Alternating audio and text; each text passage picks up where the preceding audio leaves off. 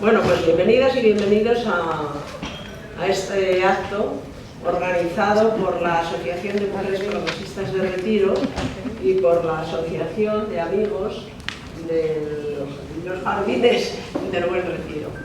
Gracias por acompañarnos esta tarde. Gracias a Maripaz por aceptar nuestra invitación. Mujeres Progresistas desarrollamos nuestra actividad principal dentro de nuestro distrito, pero también formamos parte del movimiento feminista de Madrid, con el objetivo de conseguir una sociedad en igualdad real entre mujeres y hombres, como seres humanas libres de tutelas y mandatos. En épocas pasadas de la historia, hubo mujeres que se vistieron con ropas masculinas para poder desarrollar su vocación o para conseguir sus sueños. La gran Concepción Arenal se disfrazó de hombre para asistir como oyente a la Universidad Central de Madrid en el siglo XIX. Por supuesto, no se dejaba estudiar a las mujeres. Catalina de Erauso, en el siglo XVI, fue internada por su padre en un convento de dominicas en San Sebastián. Se escapó vistiendo ropas masculinas y embarcó hacia las Indias. Toda la vida vivió como si fuera un varón, pero se sabía que era una mujer. En el siglo XVIII, la botánica francesa Jeanne Baret, vistiendo ropas masculinas, se embarcó para dar la vuelta al mundo, y así un largo etcétera de mujeres. Hoy Maripaz, por méritos propios, sin tener que disfrazarse, es directora del Real Jardín Botánico, la segunda en la historia desde su creación en el siglo XVIII, y es acompañada en su equipo por otras dos mujeres por primera vez en la historia del jardín. Hemos avanzado, pero aún no hemos conseguido todo lo que por ser más del 50% de la humanidad nos pertenece. Bueno, pues ahora voy a presentar a Maripaz. Maripaz Martín Esteban, doctora en micología, profesora de investigación en recursos naturales del Consejo Superior de Investigaciones Científicas, responsable del Grupo de Integración, Biodiversidad, Biogeografía y Sistemática Molecular de Hongos, profesora visitante en la Universidad de Rio Grande en Natal, Brasil. Desde 2019 dirige la revista científica Anales del Jardín Botánico. Es autora y coautora de 200 artículos científicos.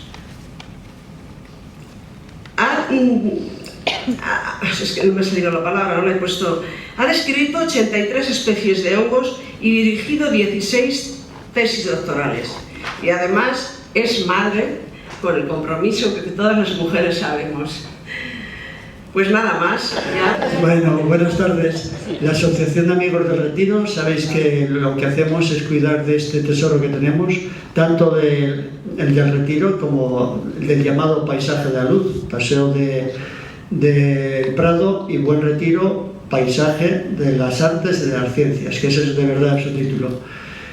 Yo solo quería deciros que somos una asociación que desde el principio estamos hermandados con vosotras, mujeres progresistas, hemos colaborado un montón de cosas, y comentaros simplemente que en el 2020, en el pleno de la Junta Municipal del Distrito de Retiro, presentamos una proposición que decía más o menos que, dado que los jardines del Buen Retiro tienen así como 35 monumentos de personas, todas hombres, que queríamos que hubiese alguna de mujer.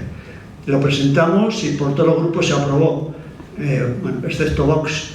Pero bueno, posteriormente, en el pleno del Consejo Cívico Social de la entonces candidatura para la UNESCO, para poner esto que fuese Patrimonio de la Humanidad, lo propusimos y salió por unanimidad por todos. Estamos, ya ves, desde el 2020 solicitando esto. Tanto el director general en aquel momento, Luis Lafuente, como nuestro concejal Santiago Saura, del Distrito Retiro, nos dijeron que sí. Pero parece ser que se están peleando por a ver quién lo paga, ¿eh? Entonces, desgraciadamente, yo esta mañana he escrito al alcalde y le he dicho que si esto no se hace, vamos a contárselo a la UNESCO. Y nada más, pues muchas gracias. Decía que eligiese el nombre de la mujer. Por consenso entre las dos asociaciones y la biblioteca municipal, elegimos, para que no hubiese problemas políticos ni problemas, a una mujer que es María Moliner, para que esté hermandada con la biblioteca, y en la praderita está aquí en la biblioteca, pues poner ese monumento a esta mujer.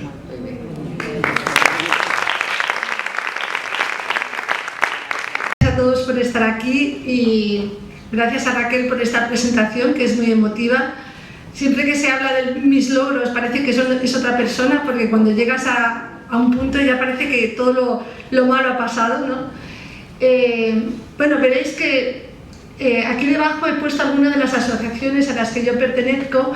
Yo pertenezco a la Asociación Española para el Avance de la Ciencia, en la que hay muchísima importancia, sobre todo para las vocaciones científicas de jóvenes, sobre todo en programas STEM. Soy de la Asociación de Mujeres Investigadoras y Tecnólogas desde hace mucho tiempo, y también desde hace 3 años una nueva asociación que es Mujeres de Ciencia, que está patrocinada por la Real Academia de Ciencias de España, con lo cual, bueno, pues estamos ahí trabajando todo lo posible. El título que he puesto, Las hijas de Linneo, creo que casi todos lo conocéis, era el gran médico, botánico sueco. Él creó una taxonomía especial y además fue el creador de los binomios, ¿no? De las plantas, de cómo se nombran los animales, las plantas con un nombre de género y un epíteto específico, ¿no? Por ejemplo, el pino piñonero, pues Pinus pineano. Esto es lo que él desarrolló. Linneo sí tuvo hijos e hijas naturales suyos, pero en realidad él lo que más le preocupaban eran sus hijos científicos, ¿no? Entonces siempre tuvo una serie de estudiantes aventajados que fueron los que fue mandando por todo el mundo para establecer colaboraciones. Yo con este título he querido enfatizar a aquellas otras mujeres que siguieron trabajando en la botánica, aunque él no las apreciaba demasiado, ¿no? Porque era un mundo que no era para las mujeres. Bueno, la botánica, antes de que apareciera Linneo, era una de las ciencias que nos estaba permitida a las mujeres. Bueno, parecía que estar en un jardín de tu casa y cuidar flores y cuidar plantas era algo muy tranquilo y nada peligroso. Pero ¿qué pasó? Linneo publicó en 1735 el Sistema Naturae, y en este Sistema Naturae, como veis en la imagen, hay diferentes tipos de flores según si tienen un estambre y un ovario, 2 estambres y un ovario, 3 estambres y un ovario, etc., ¿no? Entonces él incluyó en este libro una serie de definiciones, que he puesto 3 de ejemplo. Entonces están las definiciones que sería la oficial, que es la segunda parte de la definición, y la primera que él lo ponía de forma para que el público lo pudiese entender. Entonces imaginaros, estamos en el finales, bueno, mitad de 1735, siglo XVIII. Dice: Monoecia, los maridos habitan con sus esposas en la misma casa, pero tienen diferentes lechos. Bueno, aquí ya empezaba algo de polémica, ¿no? Y eso quiere decir que las flores masculinas están en el mismo pie de planta que las flores masculinas. Pero bueno, él había puesto esa traducción todo en latín, claro, ¿eh? Dioecia, maridos y esposas tienen diferentes casas. Bueno, aquí ya lo estamos complicando más. Las flores masculinas y femeninas están en diferentes pies de plantas, o sea, hay separación, ¿no? Como divorcios aquí, ¿no? Y por ejemplo, otra de las definiciones, la poligamia. Y esto ya era el sumo.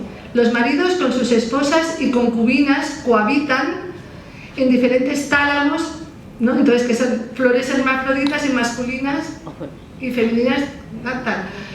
Claro, esto cuando llegó a manos de esos padres o de esas personas tan serias, ¿no? Diciendo no, nuestras hijas no pueden estar estudiando botánica porque esto no es una ciencia para jóvenes púdicas, ¿no? Sensible. Bueno, pero gracias a que no todos los padres eran así, ¿no? Ni todos los hombres que estaban alrededor de esas mujeres entusiastas de la botánica lo eran. Y yo he traído algunos ejemplos. Intentaré ser lo más rápida posible con ellas, pero tampoco quiero ir muy rápida, con lo cual, si veis que ha pasado una hora y estáis cansados, me lo decís, y otro día vengo y sigo contando a otras mujeres, porque esta es una charla que voy añadiendo mujeres, que voy conociendo, así, ¿no?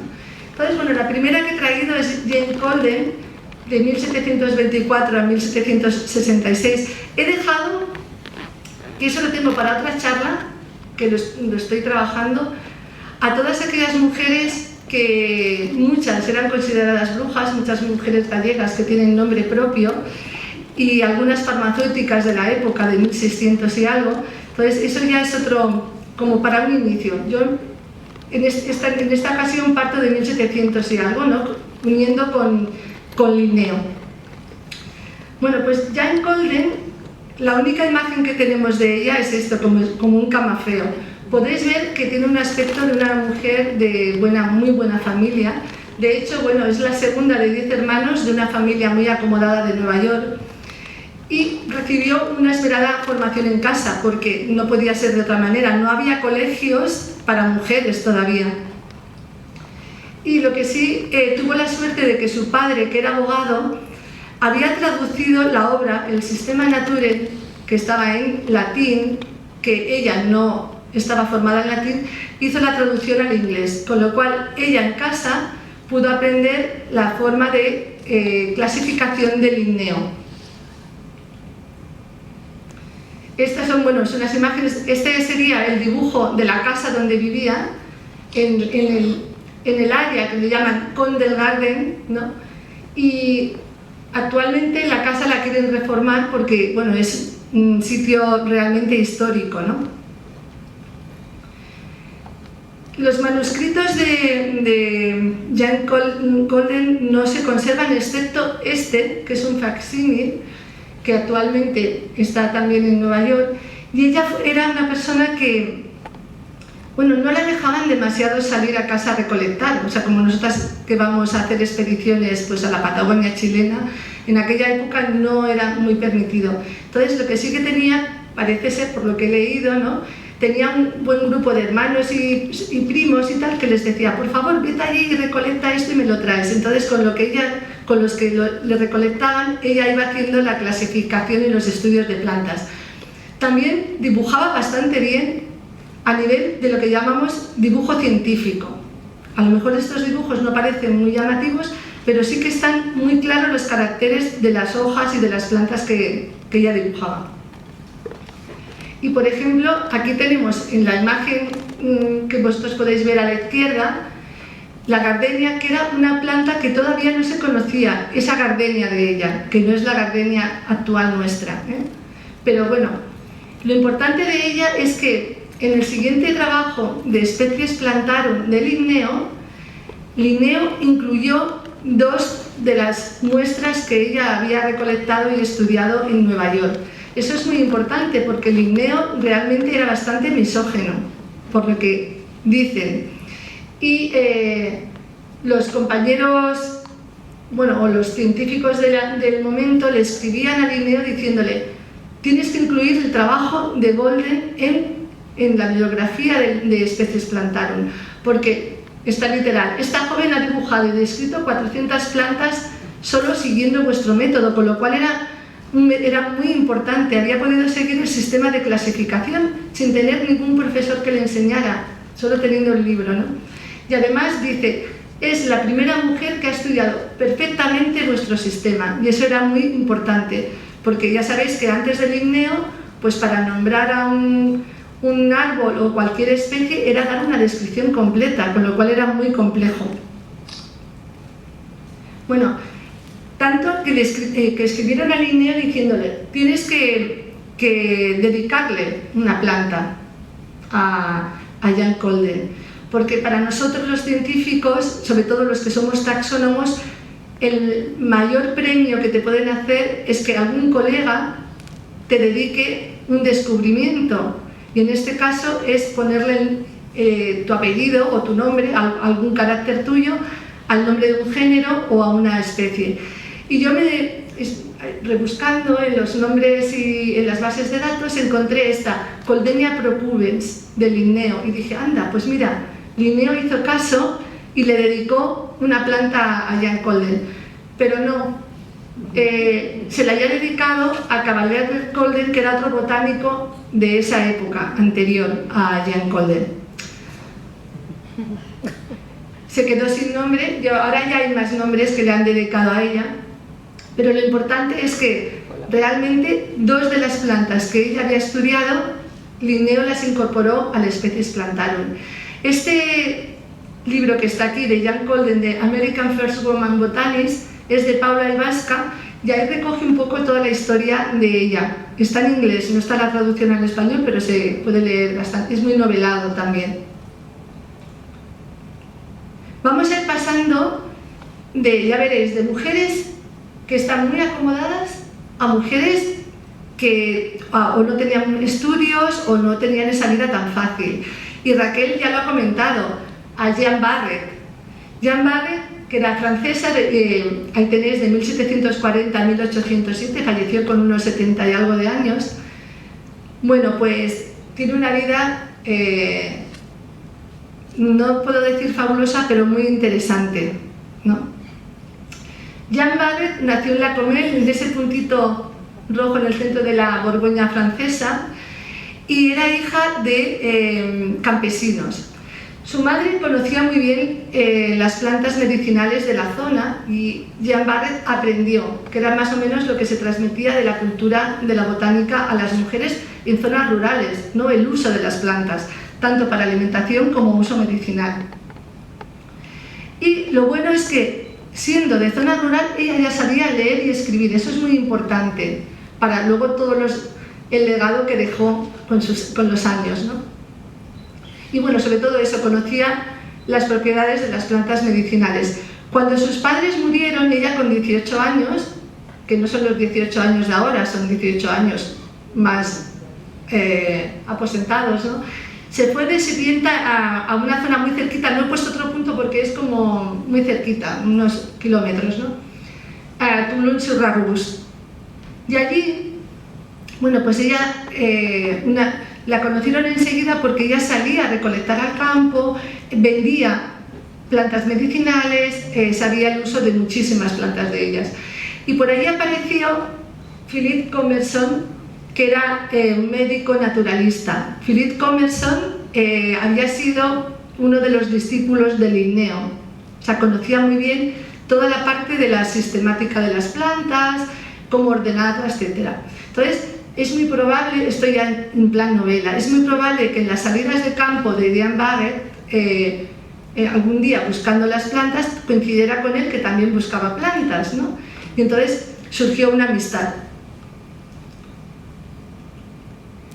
Una amistad que fue algo más porque Commerson, vais a pensar que soy una cotilla, porque voy a contar todas historietas así, que Commerson, bueno, pues estaba casado, cuando estaban allí en este pueblo, su mujer se quedó embarazada, murió, y entonces Jeanne Barret fue de sirvienta a la casa de Commerson.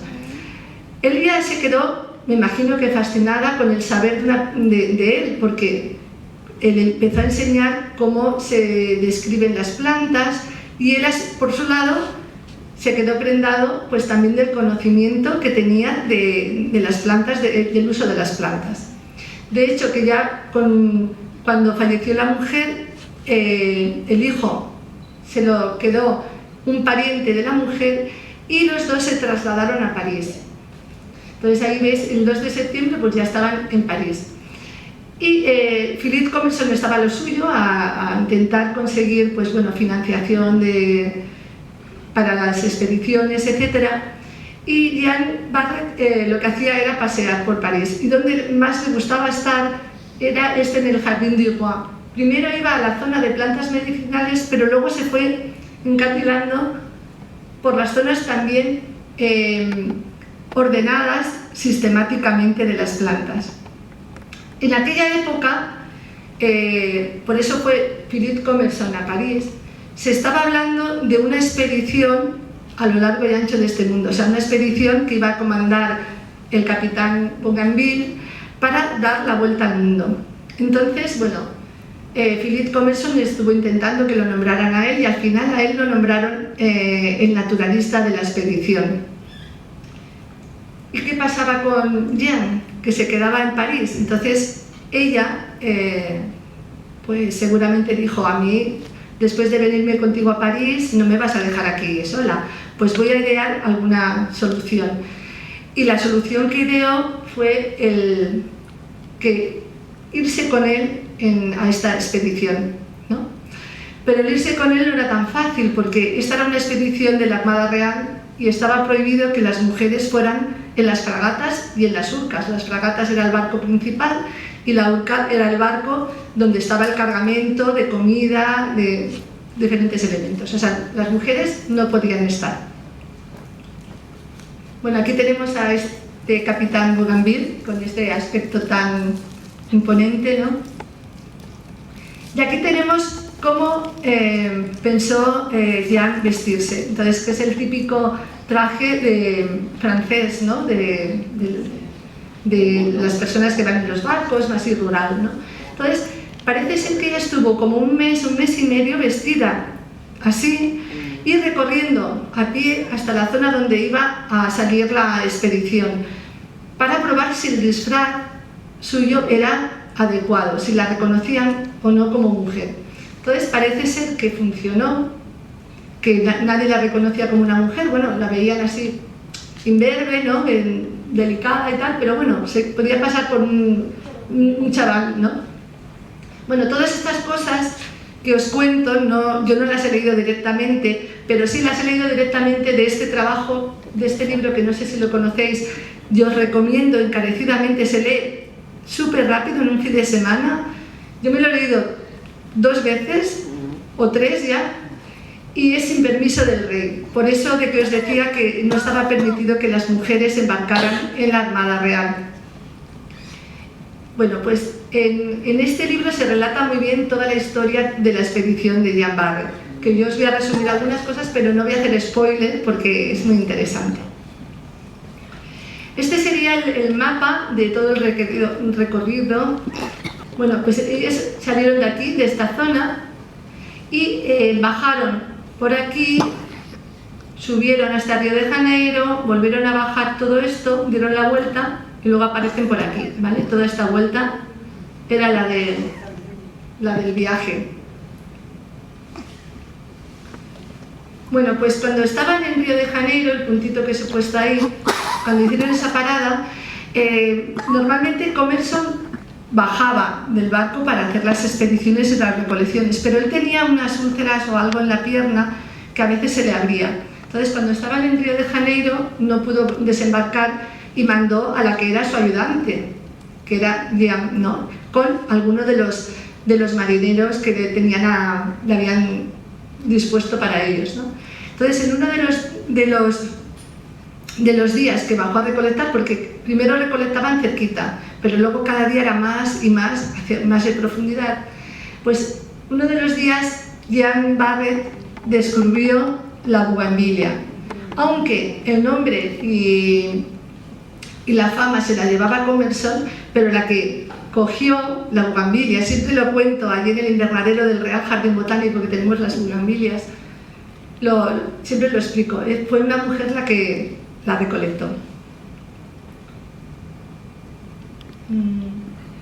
Bueno, suceden muchas cosas en esa expedición.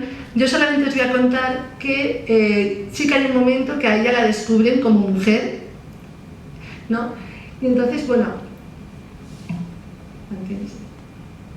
y en la isla de Francia ella estuvo viviendo un tiempo porque la dejaron allí, o sea, ya cuando el capitán descubrió que había una mujer a bordo, no podía seguir llevándola en el barco, era su dignidad y todo. Entonces, ya veréis. Pero bueno, luego también salió de allí y regresó a Francia no la penalizaron e incluso le dieron una mensualidad también. Ella falleció pues eso con 72, 73 años, que para la época estaba bastante la media de edad.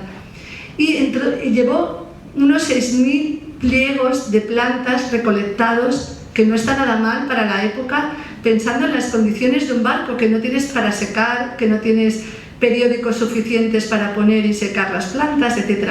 Bueno, ella llevó un cargamento con 6.000 plantas. Y pues me imagino que colocándolo todo bien para depositarlo luego a la corona, encontró algo. Encontró a mano, escrito por Commerson, este nombre, Varetia Bonafidia. Y mirad qué cosas más bonitas le decía. Está dedicado a la mujer que, tomando vestimentas y el temperamento de un hombre, tuvo la audacia de recorrer el mundo entero. Armada con un arco como Diana, armada de la inteligencia y de la seriedad, cual Minerva, salvífica y virtuosa, inspirada por algún dios propicio, burló las trampas de las bestias y de los hombres. Bueno, sigue, es muy largo. Ella será la primera mujer en haber completado la vuelta al mundo. La verdad que, bueno, parece ser que en las cartas que hay, que estudió María Teresa Tellería, parece que Commerson era bastante frío, pero con esto, pues, es bastante romántico, ¿no? Encontrártelo ahí, aunque sea con tiempo. Bueno, la cuestión es que la Varetia Bonafidia, que está ahí la fecha, 1769, está recolectada, ahí sí que no sabemos si está recolectada por Commerson directamente o por Jean Barret, pero bueno, ese es el ejemplar de esa época conservado.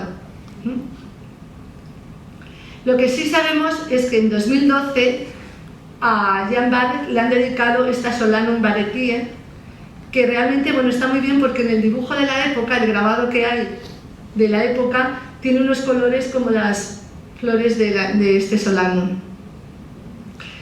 Para saber más de la historia, os remito al libro de María Teresa Tellería de Sin permiso del rey. Bueno, tenemos a Henrietta Antonia Clive, de 1758 a 1830. Bueno, esta era de una casa súper aristocrática. De hecho, ese cuadro que tenéis ahí, que sería la fotografía en color de la familia, ella es la bebé que está. Ella era hija, bueno, pues como ahí nació en una zona de Inglaterra, y era hija de Henry Herbert, primer conde de Powys, y de su prima, Bárbara Herbert. Ella se casó con Edward Clive, que ya veréis, llegó a ser gobernador de Madrás, de la India. Era una mujer muy cultivada, sabía idiomas, o sea, muy bien. Pero claro, en esa época, también siendo de la aristocracia, si a tu marido lo mandan a la India, tú tienes que irte a la India con él.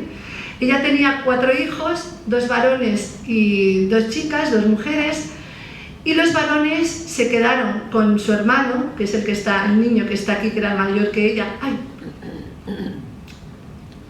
El niñito que está aquí, que era un poquito mayor que ella, y estaba bastante enfermo, pero aún dejó a sus hijos, porque claro, los hijos tenían que ir a los colegios. Y con ella viajaron sus 2 hijas, y yo siempre digo, qué suerte ser las hijas de Henrietta, porque bueno, hicieron un viaje fantástico a la India, ¿no? De hecho, bueno, ella estaba preocupada y a una amiga suya le escribió, una amiga, la Lady France Douglas de Escocia, le escribió: ni tú ni yo lo creíamos profético cuando me llamaste ave de paso, que realmente estoy preparándome para tomar un vuelo muy largo. Claro, imaginaros, desde Inglaterra a la India no es un día y medio en avión, por ejemplo, ni un día, eran varios meses en un barco.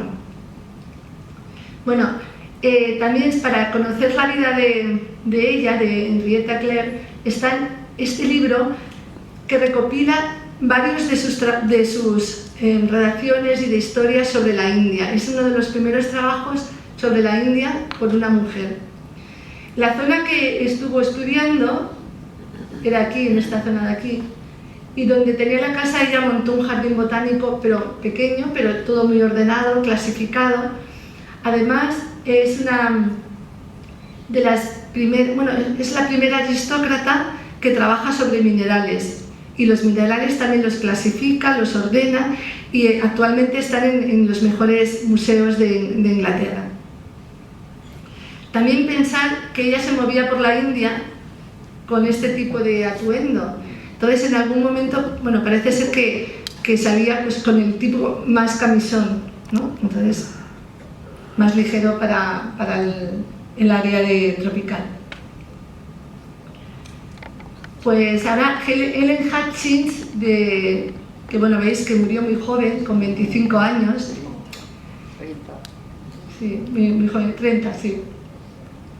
Bueno, ella nació, bueno, esta es la casa familiar también en Bantry House, en Irlanda, y bueno, los nombres de los padres son solamente los nombres propios, de Thomas y Elinor. Y estudió, bueno, aquí la madre tuvo 21 embarazos y le vivieron 10 hijos y uno de ellos era ella, ¿vale?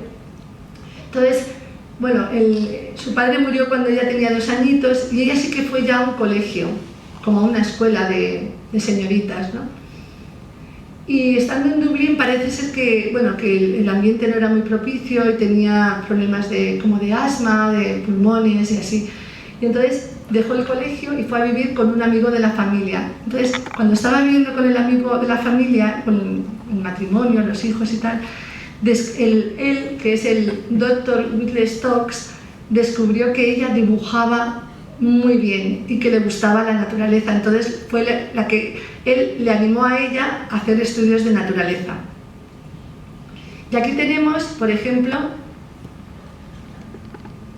esto de aquí es el único dibujo que conserva la familia desde un alga. Además trabajaba y estudiaba algas, musgos, líquenes, que no eran nada fácil, no eran las florecitas más vistosas, ¿no? Y luego este es un espécimen ya del herbario. Tuvo la suerte también de estar en contacto con este señor que está aquí, Danson Turner, que era banquero. Y entonces también podía dedicarse a lo que quisiera. Además de banquero, él se dedicaba durante un tiempo, en el tiempo en el que estaba en Hutchins, al estudio de las plantas criptógamas, pues bueno, los algas, musgos, etcétera, ¿no? Y tenían correspondencia, esas correspondencias están también en los museos, o sea, porque es muy importante. Ahora que trabajamos tanto con el correo electrónico, una de las cosas que preocupa en los archivos es que no queda registro de toda la comunicación que hacemos entre los investigadores. Yo me acuerdo que cuando empecé con mi profesor, que me enseñó algunas técnicas, que era sueco, yo viajé con él, las primeras cartas eran a mano, no había correo electrónico ni nada de esto. Entonces, todo eso ya está depositado en el archivo del jardín porque es una referencia muy buena a ver cómo uno escribía, preguntaba, el otro te contestaba, etc., ¿no? Bueno, pues Helen Hutchins le escribió: tuve un gran placer al encontrar fucus tomentosus fructificado. Temiendo que el secado alterara su apariencia, he intentado dibujarlo tal como era cuando era reciente. Y entonces, bueno, este es el dibujo de ella, que es maravilloso, del fucus. O sea, yo creo que una fotografía no lo podría superar a este fantástico dibujo. Y aquí es el libro de Danson Turner que utilizó el dibujo. Esta es la publicación. Deciros que Helen Hutchins sí que ha sido reconocida por muchos investigadores, ellos y ellas, y de hecho se le ha dedicado a alguna planta. Veis que arriba esta planta, Hunchisia, es con el nombre de ella. Hay briófitos como la Jubula Hutchinsiae, que también está dedicada, es el nombre del musgo dedicado a Hutchins, o también líquenes. Y algunas algas marinas, o sea que sí que han estudiado su material y le han dedicado los nombres cuando han descrito las nuevas especies. Y también habréis visto que no os he podido enseñar ninguna imagen de ella porque no hay ninguna imagen, ni cuadro, ni dibujo, ni nada. Entonces, lo que sí, en la zona donde ella, de la bahía que os he enseñado antes, en el cementerio, cuando se cumplieron los 200 años, hay una placa a su nombre. ¿Veis aquí una silueta? Esto es como se cree que podría ser ella, porque es la silueta de una artista que la representa todos los años en el mes de agosto, que hay un festival dedicado en su honor, un festival en el que es un festival familiar, donde hay recetas de cocina, hay zona de dibujos para niños, se vuelve a ver las zonas de recolección, o sea, hay mucho trabajo para ella. Veis ahí muchísimas exhibiciones y de todo. O sea, realmente se le reconoce todo el esfuerzo. Y no sé si ustedes han podido ir al Jardín Botánico en los últimos meses, pero hemos tenido la exposición Ellas Ilustran Botánica, sí. No sé si han tenido la oportunidad de ir a verla. Pues es el dibujo que, bueno, el único dibujo que está en posesión de la familia. Nos dieron permiso para reproducirlo y tenerlo en la exposición, por ejemplo. Algunas de las que voy a mostrar, algunas de las mujeres que voy a mostrar ya estaban en la exposición. Bueno, Anna Worsley Russell, no tengo tampoco imagen de ella, pero bueno, deciros que nació en una zona cerca de Bristol, ahí marcado en el mapa. Y bueno, era de una familia unitaria. Esta es una familia cristiana protestante que consideran que solamente hay un único Dios, no hay Dios, Padre, Hijo y Espíritu Santo, solamente una figura, ¿no? Y suelen ser personas que están con muchos conocimientos y con muchas ganas de estudios de la naturaleza. De hecho, toda la familia, sus tíos, sus primos, todos estudiaban algún grupo de organismos de la naturaleza. Y Ana pues empezó con la entomología como uno de sus tíos, pero luego pasó a la botánica. Aquí ya pasamos a una mujer que ya tiene publicaciones con su nombre. O sea, ya hemos dado un gran salto, ya publican con su nombre. Y bueno, y tenía artículos en una revista Phytologist que todavía se sigue publicando y es una revista de referencia para la botánica. Y hoy es muy reconocida por los grabados. En este caso, bueno, yo he puesto aquí grabados de hongos porque en la época de ella, esto es un mixomicete, es un organismo muy pequeñito y se clasificaban como hongos, pero no tienen nada que ver con los hongos, están muy separados en la línea filogenética. Alice Matilda Smith, que nació en Bombay, yo cuando descubro estas cosas son todos tan exóticos, ¿no? Bueno, ella nació en Bombay y tuvo la suerte de ser la prima de uno de los directores del Royal Botanic Garden de Kew. Entonces tuvo esa suerte y además que era excepcional dibujando. Entonces durante muchos años, ya lo veis ahí, de 1877 a 1921 fue dibujante para diferentes investigadores. Y tiene muchas publicaciones. Esta de aquí es una de sus dibujos, de la Amorphophallus titanum. No sé si también habéis ido, yo haciendo publicidad del Jardín Botánico, del Real Jardín Botánico, pero hace unos meses hemos tenido a Amorphophallus en el jardín, que tiene una fructificación más o menos así la flor, preciosa, una cosa muy muy bonita. Esta flor también lo que tiene es, le llaman la flor de los muertos, porque tiene una sustancia que realmente atrae como la carne podrida, entonces atrae a las moscas, por eso es la flor de los muertos. Bueno, y aquí os he traído algunos ejemplares. Ella también estaba en nuestra exposición como una de las principales ilustradoras botánicas. O estas del Pyrus y del Prunus. Porque no solamente son ilustradoras, se ve muy bien en los dibujos que están a lápiz ya la descripción más de científica, no solamente la parte artística, que es muy importante, pero sobre todo la parte científica. Que vaya un investigador y con esa lámina poder identificar esa especie con respecto a otra parecida. Y bueno, este que es un dibujo icónico por la paciencia de poderlo hacer, ¿no? Bueno, como veis, fue la segunda mujer en entrar en la Sociedad Linneana en 1921 fue distinguida con la medalla Weitz, que es una de las mejores medallas de investigación botánica, y luego tiene también géneros dedicados a ella. Y por ejemplo, bueno, en este trabajo ella firma, y también veis que pongo aquí abajo la abreviatura M.SM, es a Matilda Smith, ¿no? Eso, cuando nosotros describimos una nueva especie, como por ejemplo el que decíamos, Pinus pinea, va la L, pues eso es del linneo.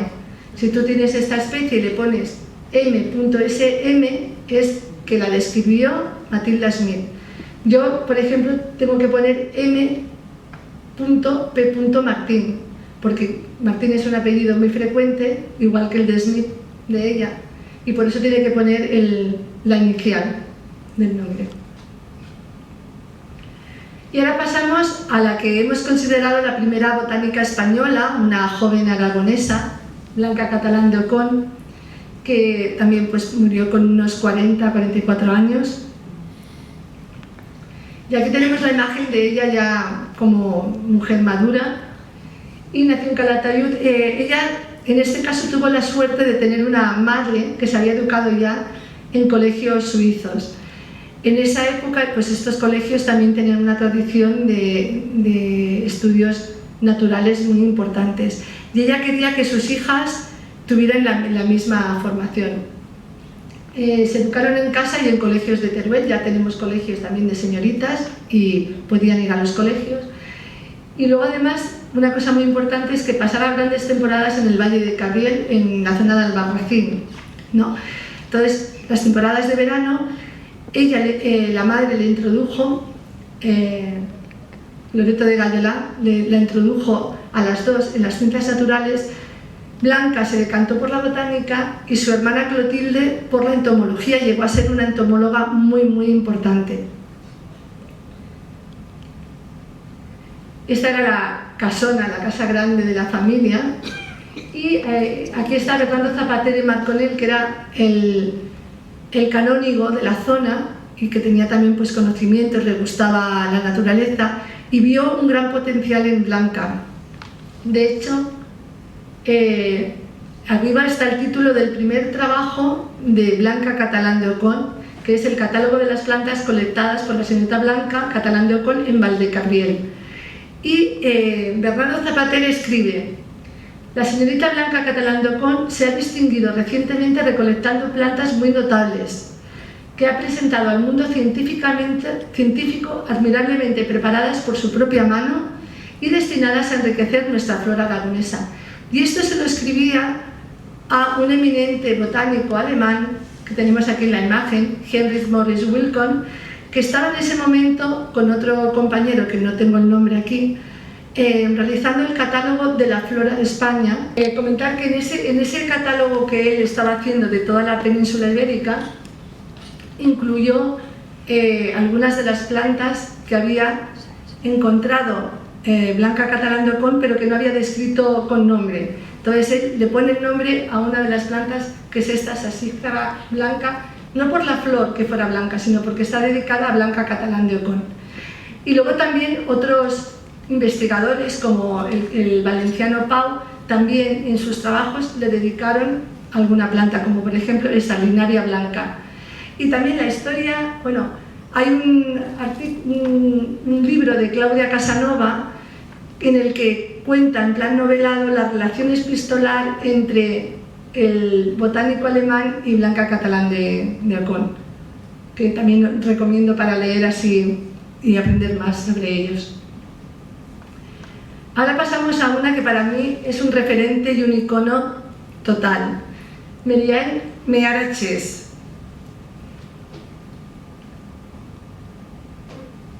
Bueno, pues esta señora, como una abuelita que está con una gramínea enseñándola, ella en su juventud se dedicaba a ser correctora de textos en diferentes periódicos de Estados Unidos. Y bueno, pues se casó muy joven y al año de haberse casado se casó con el hijo de uno de las editoriales de los periódicos, y al año el marido falleció, entonces ella no se volvió a casar y pues los fines de semana se dedicaba a recolectar y tal, y entonces un día conoció a Ellsworth Jerome Hill y empezó ella a ir a clases de botánica. Ella no tenía formación en el sentido de haber ido al colegio para tener estudios en biología, pero bueno, el Hill vio que era una ilustradora fantástica, sobre todo de grupos muy complicados como son las gramíneas, que todas son unas flores, unas plantas muy poco vistosas, ¿no? Entonces, bueno, ellos empezaron a trabajar juntos y en 1958 obtuvo su honoris causa. Ese fue el primer título que ella obtuvo. Y Chess es el nombre para las plantas que ella fue describiendo. También tuvo la oportunidad, ya veis aquí en estos libros, de publicar varios libros, y este que está aquí, el First Book of Grasses, el primer libro de gramíneas, se hizo la traducción al español y todavía se sigue utilizando. O sea que está muy bien. Pero además tiene más cosas. Ella hizo recolecciones por bastantes lugares, sobre todo de Sudamérica, y aquí la tenemos, que fue la primera mujer en subir al monte Itatiaia de Brasil, y ella dice que fue el mayor logro de su vida el haber llegado hasta ese monte, y además subía en cualquier animal. O sea, aquí está en un caballo, pero podía ser cualquier otro animal. También formaba parte de las Centinelas Silenciosas, que fue este grupo de mujeres también impresionantes americanas que lucharan por el sufragio femenino. Y ella fue detenida 2 veces, y en estas veces ellas tuvieron huelga de hambre, y cuando tenían huelga de hambre, claro, las alimentaban con embudos. O sea que ella cuenta, pues eso, la alimentación con los embudos. Y una de las cosas muy importantes que me parece es que nunca perdió como la fe en las mujeres jóvenes. Entonces ella en Estados Unidos, su casa se llamaba Casa Contenta, con este nombre, no en inglés, y era refugio para mujeres investigadoras jóvenes que quisieran estar un tiempo. Pues ella no les cobraba ni alojamiento ni nada, las cuidaba para que pudieran hacer sus trabajos de investigación. O sea, se dedicaba a ellas. Lillian Sussex Gibbs, ya veréis, está súper aristocrática, con esta foto que hay, con esas pieles o esas plumas y tal. Ella nació en Londres y bueno, fue educada ya en colegios privados. Además, su padre consideraba que esos colegios de señoritas no daban toda la educación importante y sólida que se requería para luego salir a un lugar de trabajo importante, y entonces ella iba también al Botanical Royal College de Ciencias, con lo cual ya es un paso importante en estas. Y fue investigadora, no dibujante, ya era investigadora del British Museum. Aquí la veis, bueno, esta imagen es en Malasia. Ella también hizo muchísimos viajes, Malasia, la zona de África, etc. Y también fue la primera mujer que llegó, que se sepa, que esté registrada, en el monte Kinabalu de Malasia. Hizo muchísimas recolecciones, y sobre sus recolecciones los actuales investigadores están describiendo nuevas especies también. Entonces ahí veis algunos géneros o especies dedicados a ella. Ella tiene 97 especies nuevas que ella recolectó y describió.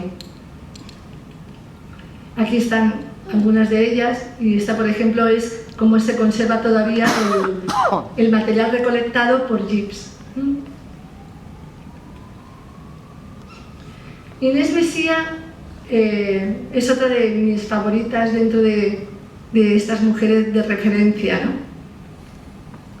Ella nació en Washington y su trabajo era de trabajadora social, y lo que le gustaba era también, pues los fines de semana ella formaba parte de un club de estos de salidas de campo, de hacer excursiones, etc.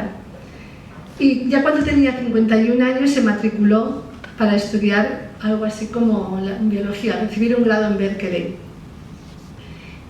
Y estando recibiendo el grado, hicieron como una expedición, ella se unió a la expedición, pero no le gustó mucho la manera de trabajar en grupo, porque además tuvo un accidente cayendo como de unas rocas y tal.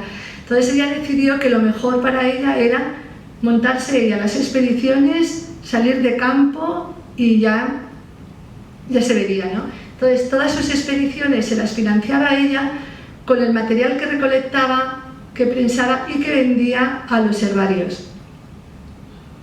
Ya veis que estuvo, mira, en México recolectó 1500 plantas. Bueno, su padre era mexicano y cuando sus padres se separaron cuando ya tenía 8 años, ella se fue a vivir con su madre a Estados Unidos y cuando el padre enfermó se fue a México. Entonces allí ya empezó su relación con México también.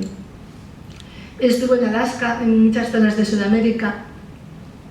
Y lo que es impresionante de ella es que en 13 años, porque ya falleció de cáncer, desde que empezó con 51 años, ¿no? Es su mundo. En 13 años recolectó, mirad lo que tenéis ahí, 150.000 especímenes, que es increíble porque os tenéis que imaginar estar en una zona a lo mejor tropical, ¿no? Tienes que recolectar las plantas y luego por la tarde cuando llegas las tienes que estar prensando, colocando en periódicos que no se humedezcan, etcétera, ¿no? O sea, todo ese proceso y luego lo que es moverse. O sea, actualmente pues tienes transportes que te llevan de Madrid hasta Chile, pero cuando estás en el sitio tú estás sufriendo mejor equipada, ¿no? Con botas mejores y con ropa mejor, pero sufres muchas inclemencias del tiempo. Bueno, pues ella recolectó 150.000 especímenes que corresponden a 8.800 números. Quiere decir que de alguna recolectó 5 o 6 ejemplares. ¿Para qué? Para distribuirla a diferentes herbarios. Y esta, por ejemplo, es una de los géneros que está dedicado a ella. O de una especie, bueno, hay muchas, hay muchas especies que llevan su apellido, el epíteto específico de ella. Elinor Franz Valentin, bueno, vosotros me decís si os aburro y si queréis que pare en algún momento, ¿eh? ¿Sigo contando? Bueno, Elinor, ella nació en las Islas Falklands, que son las Malvinas, que es un nombre más fácil de decir, y se fue a estudiar al Kew Botanical Garden. O sea, ya cada vez vamos mejorando porque ahora ya estudian en los sitios donde se hacen especialistas en botánica, ¿no? Y además tuvo la suerte de casarse con un naturalista zoólogo, con lo cual fue una pareja perfecta.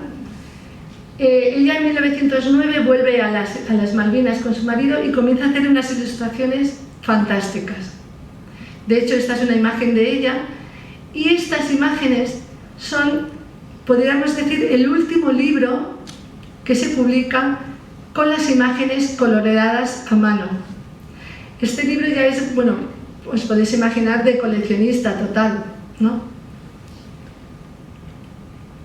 Y esta, por ejemplo, es una de las ilustraciones de ella, y aquí he puesto algunas imágenes para que veáis, porque la gomera es muy chiquitita, es una planta pequeñita. Y bueno, esta es otra también de mis súper referentes. Podéis ver las fechas de nacimiento y de fallecimiento. O sea, ella murió con más de 100 años, 105. Y lo más importante es que con 104 años decían que leía artículos científicos. O sea, que eso es un gran logro, ¿no? Bueno, aquí ella nació en Kansas. Su padre era abogado, también un naturalista aficionado, y tenía una hermana y a las dos las llevaba todos los fines de semana al campo a recolectar. Y también le compró microscopio, les animaba al estudio de la botánica. Y ellas también, además de estudiar en el Coker College, que sería también como más de señoritas, no sé si era mixto, pero el padre también decía que tenía que hacer cursos de verano y trabajar más, ¿no? Entonces, estuvo en el laboratorio del Spring Harbor, que era bastante conocido, y el oceanográfico también. Hizo su doctorado en diatomeas, que os las voy a presentar ahora. Las diatomeas son unas algas unicelulares, son organismos unicelulares que tienen como un caparazón exterior y lo que nosotros normalmente vemos ya no está el vivo. En las colecciones solamente queda la parte externa. Y es que me parecen, bueno, son muy bonitas. Yo os he traído 3 ejemplares para que veáis lo que estudiaba ella. Son como joyas, ¿verdad? Bueno, además de eso, bueno, ella sobre todo empezó con la parte de la colección microscópica, que ahora tiene muchísimos cientos de ejemplares, la colección, pero sobre todo una cosa muy interesante es que es de las pioneras en el estudio de la contaminación y tiene algo muy importante como también para los matemáticos, ¿no? Cuando tienen un principio o alguna ley, pues ella tiene el principio de Patrick, que está aquí. Algo que nos parece muy sencillo, que es que a medida que aumenta la contaminación del agua, la biodiversidad disminuye. Ahora todos entendemos que si algo está contaminado, seguro que hay menos biodiversidad, ¿no? Y por eso estamos tratando de conservar el medio ambiente lo máximo. Bueno, pues ella también diseñó un instrumento que está relacionado como en lo que tenemos en los váteres para el agua, ¿no? De mantenimiento. Entonces, lo que ella diseñó es, esta de aquí son unos portas de cristal que si los dejas sumergidos en el agua durante 2 semanas, ahí se quedan enganchadas las diatomeas, estas que habéis visto tan bonitas, pero se quedan enganchadas solo las que están vivas. Entonces, dejando diferentes portas en diferentes lugares, puedes ver si este agua está más limpia o más contaminada, porque puedes contar y ver las diferentes diatomeas. Aquí la tenéis, ella es esta, aquí en medio, y esto sería pues todo lo que tenían que llevar al campo para estudiar el agua, por ejemplo. Y esta imagen, que me parece fabulosa porque debía ser así como muy entusiasta, pues veis, ella tiene más de 200 publicaciones científicas, recibió muchísimos premios, hay diferentes centros con su nombre. Bueno, sí. Bueno, y sobre todo eso, que yo cuando leí que con 104 años leía artículos científicos me emocioné, porque pensé, uff, qué cabeza, ¿no? Porque muchas veces es bastante complicado poder seguir todo un artículo científico. Y ahora está Xiu Jinghu, que es la primera botánica china y además la primera botánica graduada de Harvard. Entonces, de ella tengo estas imágenes que están, pues bueno, su licenciatura en la Universidad de Jilin, y más o menos esta es la zona donde ella se movió el tiempo que estuvo viviendo en China, porque tuvo la suerte de tener becas para estudiar en Harvard, aunque luego volvió otra vez para Hong Kong y así, pero siempre estuvo muy vinculada a China también, a Estados Unidos. Aquí tenemos, ¿conocéis esta planta?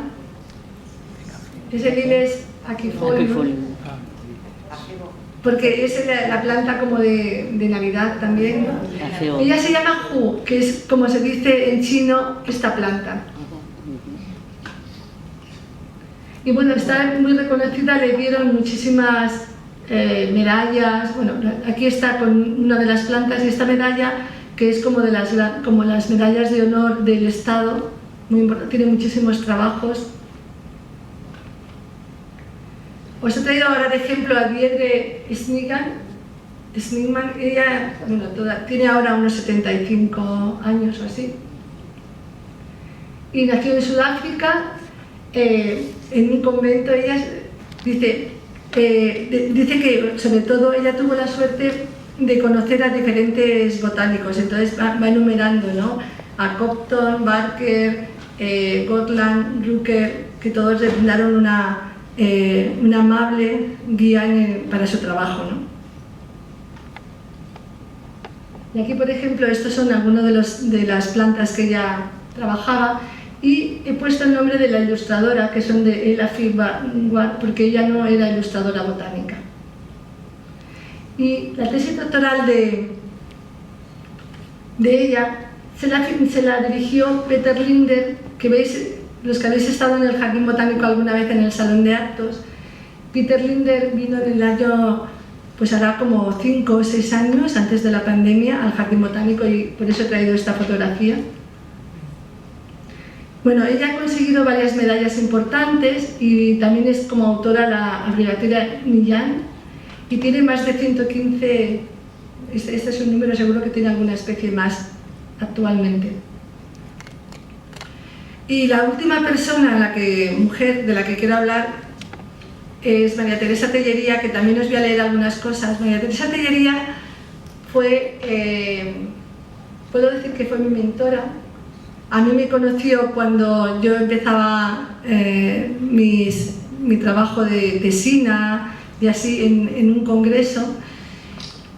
Y después, bueno, siempre los diferentes congresos y viajes se nos fueron uniendo hasta que un día, que yo ya era doctorada, había hecho el postdoctoral en Suecia, había vuelto a Barcelona, me llaman por teléfono y me dice: oye, Maripaz, no me lo dijo así, pero oye, Maripaz, ¿no te gustaría venirte al Jardín Botánico? Y dije, pues sí. Dice, tengo un contrato de 9 meses. Yo dije, pues sí, yo ya estoy casada. Y le dije a mi marido, oye, que me ofrecen irme al Jardín Botánico. Haz la maleta y vete, ¿no? O sea, directamente. Yo le debo mucho a María Teresa Tellería porque fue la que hizo que yo estuviera actualmente aquí con vosotros. Bueno, María Teresa, ella dice, mi padre, yo he tenido la suerte porque ya has ido hablando con ella en el despacho, le dije, cuéntame de tu vida, porque así para las charlas puedo reflejar tu voz, ¿no? Dice, mi padre es farmacéutico y eso me llevó de algún modo, o era farmacéutico, y eso me llevó de algún modo a estudiar farmacia. Pero desde siempre tuve claro que la oficina de farmacia era un modo de ejercer la profesión que no me gustaba. Yo prefería la actividad docente o investigadora. Dice, pero las vidas no suelen ser lineales.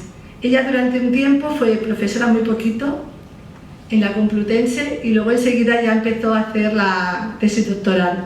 Y dice, cuando acabé la carrera en Madrid caí en el departamento de botánica, pero como podía haber sido en otro sitio, en el primero que llegas y te ofrecen algo, ¿no? Dice, allí estaba Francisco de Diego Calonge, que era micólogo, y ahora pongo yo, que fue mi codirector de tesis doctoral también, y elegí para hacer la tesina al grupo de hongos que luego he estudiado durante toda mi vida, los afiloforales. Esta es María Teresa Tellería, cuando estaba haciendo la tesis doctoral. Y los afiloforales de los que habla son estos hongos que crecen en las ramas, en los tocones de los árboles, que hacen como una capita, que a veces parecen una capa de pintura, ¿vale?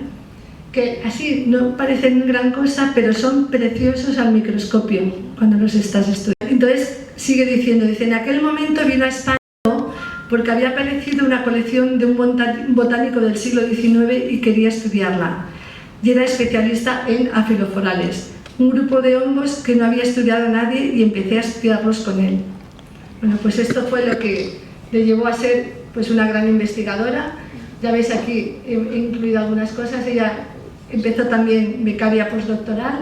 Esto sería un ejemplo de carrera investigadora como debería ser, ¿no? Con becas y que vas terminando y tienes, bueno, pues al final acabas de tu tesis doctoral, consigues una plaza que cada vez cuesta más y tienes que estar ahí por oposición. Luego fue vicedirectora del Jardín Botánico, directora durante 11 años, profesora de investigación también. Cuando ya se jubiló le dieron profesora ad honorem. Y actualmente se ha creado un nuevo grupo en el CSIC que le llaman Grupo de Ciencia Avanzada, en el que está ella y estoy yo como hay otros compañeros. No nos gusta decir jubilado, aunque estamos acostumbrados, sería grupo de experiencia, de alguna manera. Bueno, aquí veis que está con una libreta de campo, está registrando su número, creo que era el número 19.000 de recolección. Esa foto se la hice yo cuando estábamos en Cabo Verde, en una de las recolecciones. Bueno, he querido traer algunas fotos de como veis aquí con el expresidente Felipe González, para que se vea que el trabajo de la dirección también lleva mucho de institucional, además de trabajo de ciencia. Ella actualmente también es académica de ciencias de la Academia de Ciencias de Arte del País Vasco, la Jaquiunde. Y bueno, aquí hay algunas imágenes de los trabajos de campo. Ya está ahí detrás del microscopio. Llevó el proyecto Flora Micológica Ibérica, y aquí la veis a Marite con su primera doctoranda, que es una compañera mía del Real Jardín Botánico, Margarita, científico titular. Y aquí estamos también estamos en Chile. Ella es Marite, Margarita y la última doctoranda que ha tenido. Me gustó también cómo cerrar un ciclo de las dos. Bueno, muchas publicaciones, imágenes de recolección para que veáis cómo son los lugares cuando hacemos las expediciones.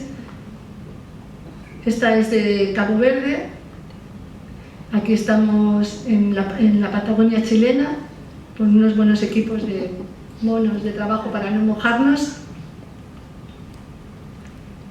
Y bueno, aquí estaba hace un par de años cuando hice la presentación del libro Sin permiso del rey, porque una de las actividades también que nos gusta mucho es hacer didáctica y llevar de la forma más accesible posible la investigación, ¿no? Entonces ella es una muy buena escritora y tiene algunos libros de divulgación muy buenos, que tenéis ahí, colecciones de Editorial CSIC.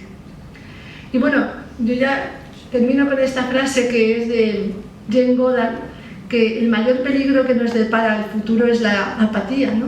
Pero yo creo que ninguno de los ejemplos de estas mujeres ha mostrado ser apática. Y yo la dejaría así, pero hoy es un día muy especial y tengo una diapositiva extra que está dedicada a Ana María Crespo de las Casas, que en este momento ya es la primera mujer presidenta de la Real Academia de Ciencias.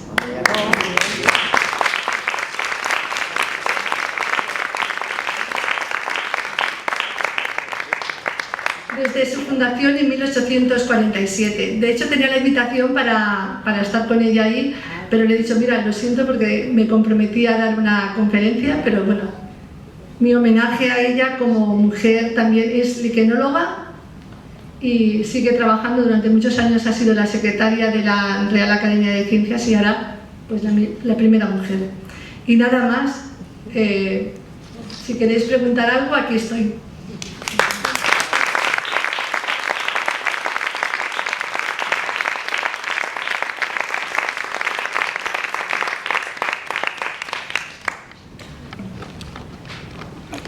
¿Tenéis alguna pregunta?